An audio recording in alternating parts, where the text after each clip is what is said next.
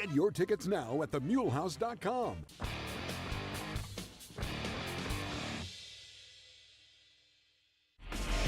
What's your favorite radio station? 101.7 WKOM. Oh!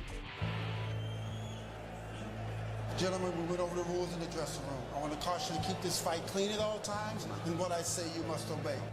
Live from the WKOM studio in downtown Columbia. It's time to wake up and get woke. It's three dudes with a view. Let's get it all!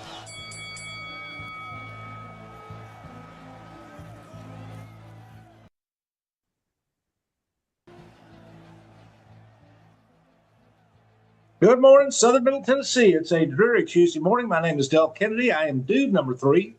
Dude number 2, Clayton Harris. Good morning. Good morning, Del. Good morning, Del. All right, native son, favorite son of Columbia, 1977 graduate, Columbia Central High School, Ron Hart. Good morning. Good morning.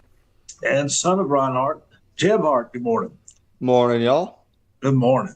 All right, Jerry Bridenbaugh, who is the immediate past president of the Maury County Republican Party and sitting on the Maury County Commission now. Jerry, good morning. Good morning, everyone.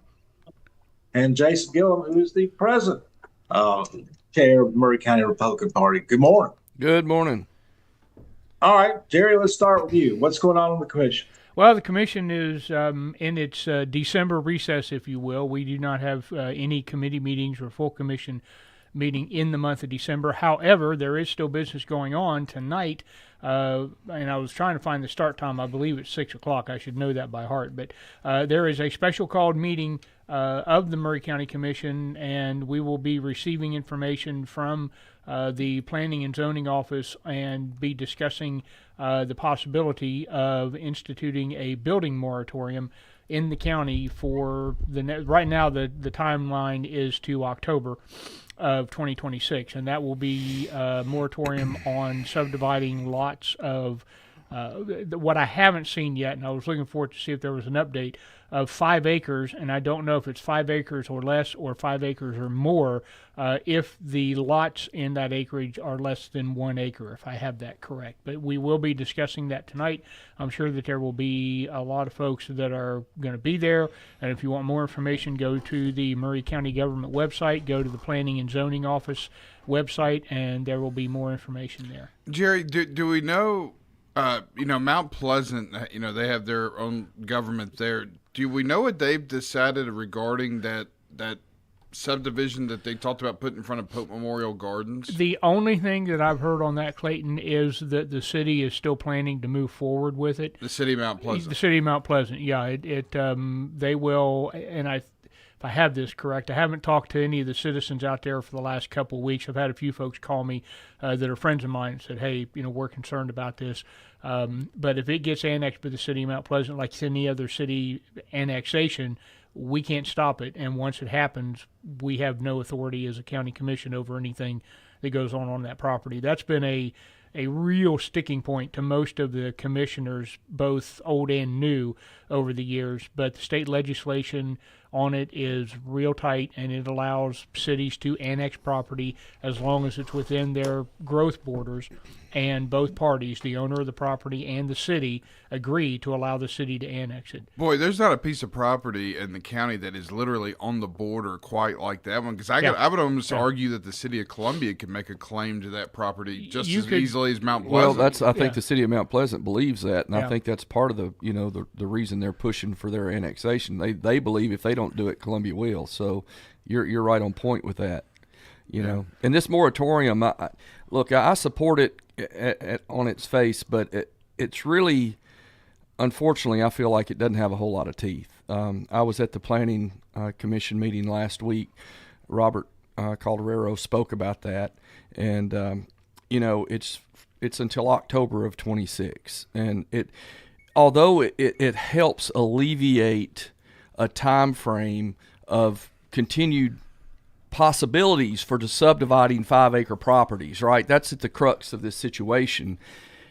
It really doesn't address the bigger problem, which is this uncontrolled development that we see from the developers who move in here.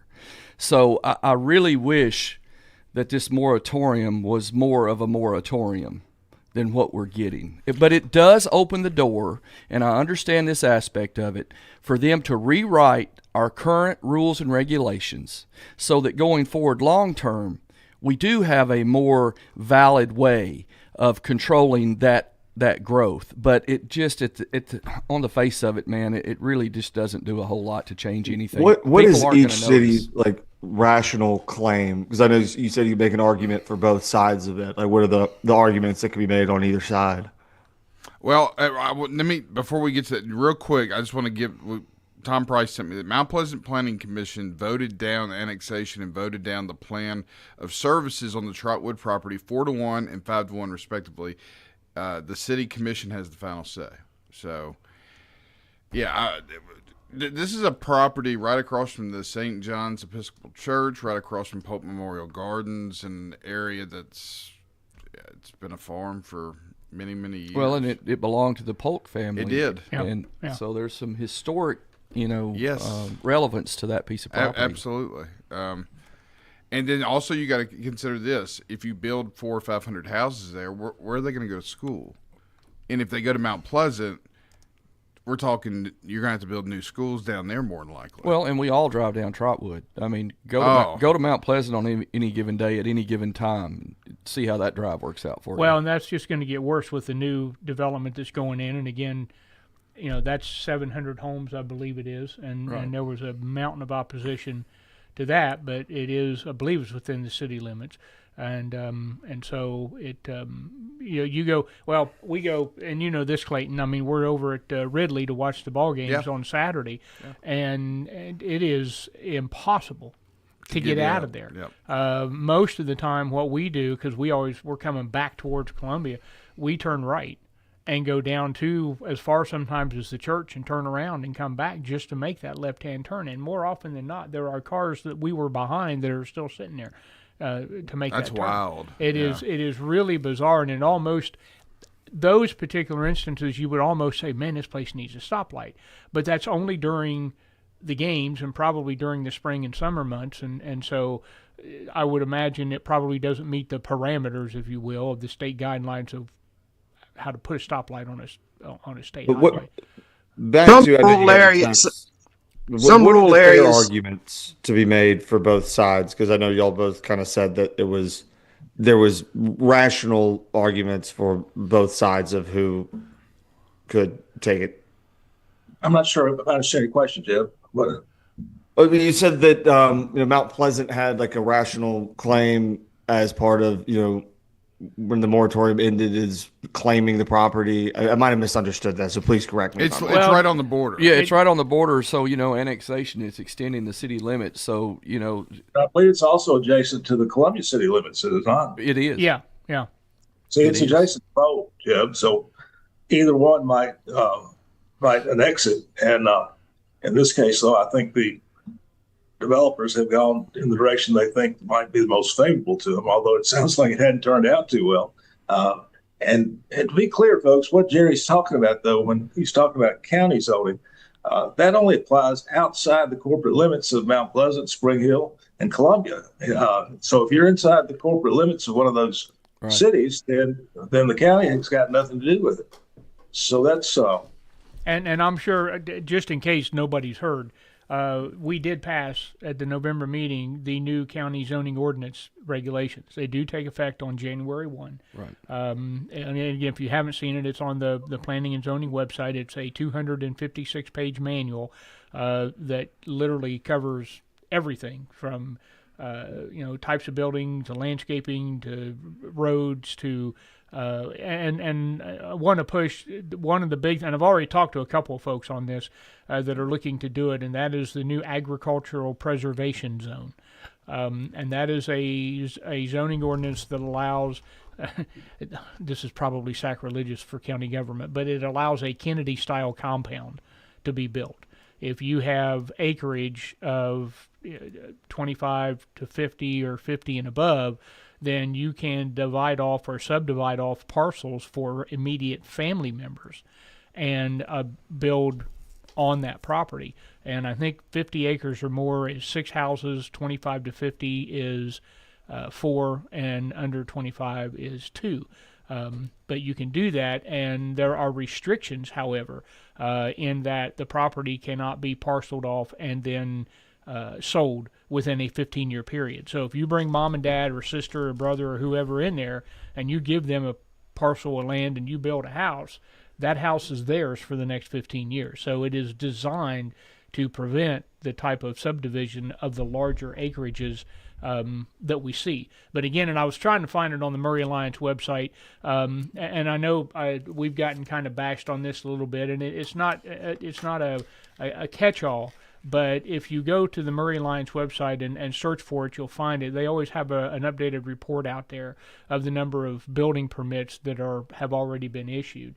And the number of building permits in Mount Pleasant, Spring Hill, Columbia, and Murray County, Columbia by far has more building permits already issued than anyone else. So do they have to be on septic if they're for that family, allotment, or is it? I'm just thinking about that overall impact. In the rural county, it's got to be a septic system.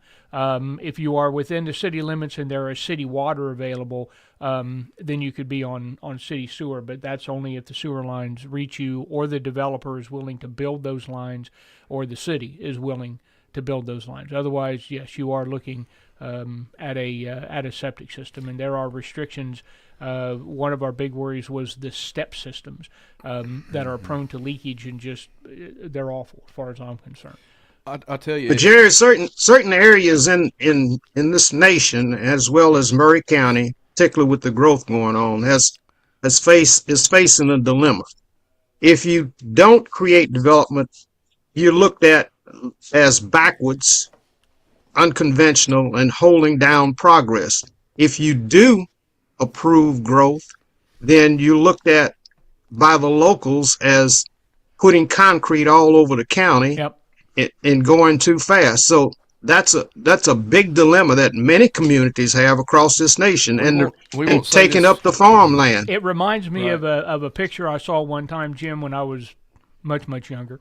And I was watching the Olympics, and we've all watched the gymnasts on the balance beam, and how they somersault and they rotate and they do all this kind of stuff. Well, a cameraman took a shot of that balance beam from the end to show just how skinny it is, and that thing's only 4 inches long.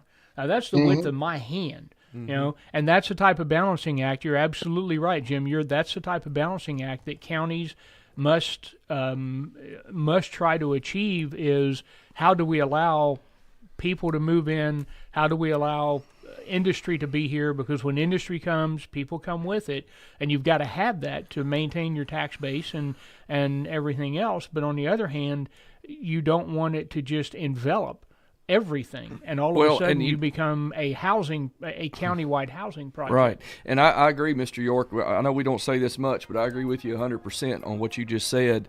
And I usually am pretty opinionated and solidified in my views. No. But one thing that conflicts me more than anything is the conundrum with people who live here that we know that are longtime friends and neighbors that own property.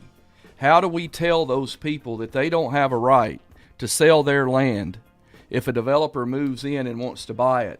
And we don't want the growth. We want to keep our rural feel and the way things